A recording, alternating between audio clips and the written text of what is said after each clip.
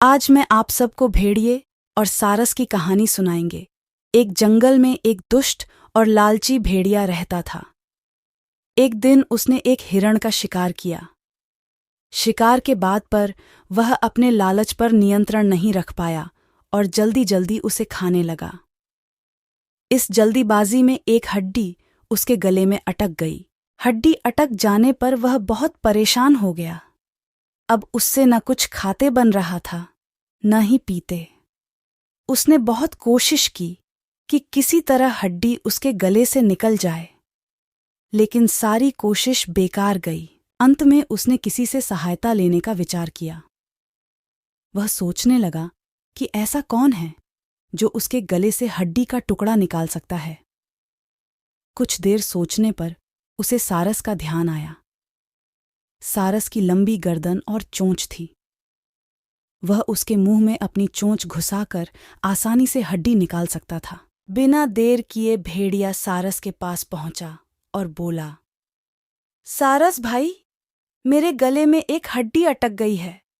क्या तुम अपनी चोंच से वो हड्डी निकाल दोगे? मैं तुम्हारा बहुत एहसानमंद रहूंगा और तुम्हें उचित इनाम भी दूंगा।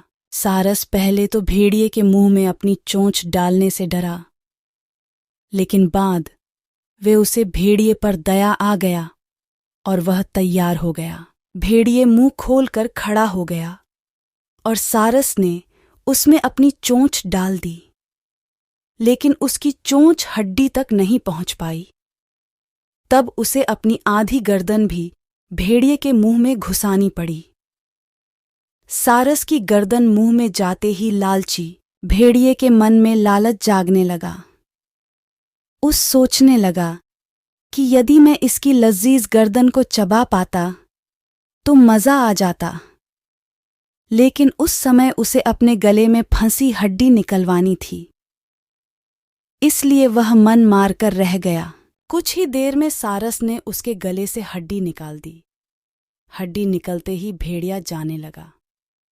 न उसने सारस को धन्यवाद दिया, न ही इनाम। सारस ने उसे रोककर कहा, मेरा इनाम कहाँ है? तुमने कहा था कि तुम इस काम के बदले मुझे इनाम दोगे। भेड़िया बोला, एक भेड़िए के मुंह में अपनी गर्दन डालकर भी तुम सही सलामत हो।